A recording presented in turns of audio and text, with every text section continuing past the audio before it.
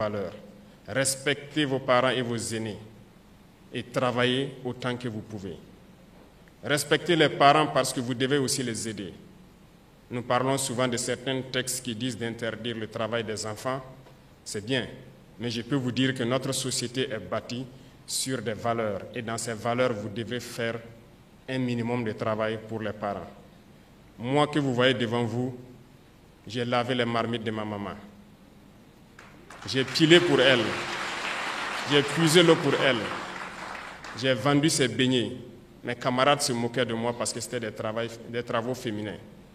Je l'ai fait, ça ne m'a pas empêché d'être premier de ma classe, ça ne m'a pas empêché d'être ce que je suis. Aidez vos parents.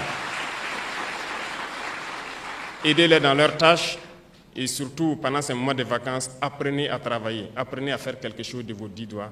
Ça va vous aider coûte que coûte. Dans vos écoles, l'environnement doit être propre.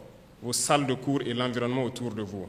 Faites en sorte d'être toujours propre, de planter autant que vous pouvez des arbres et vos enseignants vont vous accompagner à vous former dans le minimum qu'il faut faire dans la production agricole, notamment le potager.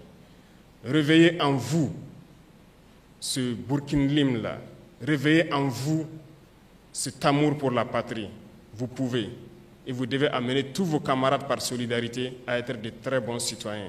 Et je compte sur vous pour que vous puissiez être les moteurs qui vont tirer vos camarades donc, vers l'excellence. Et quant à vous, donc, parrains et membres du gouvernement, je dirais, nous avons une mission d'encadrer ces jeunes, de les appuyer. Je peux vous dire que lorsque nous ferons baisser la fièvre donc, de cette guerre et que nous maîtriserons nos dépenses militaires, nous devrons investir beaucoup dans certains domaines. Nous avons stratifié les domaines, les fonctions.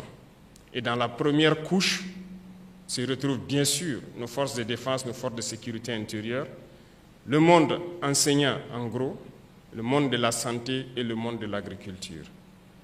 Nous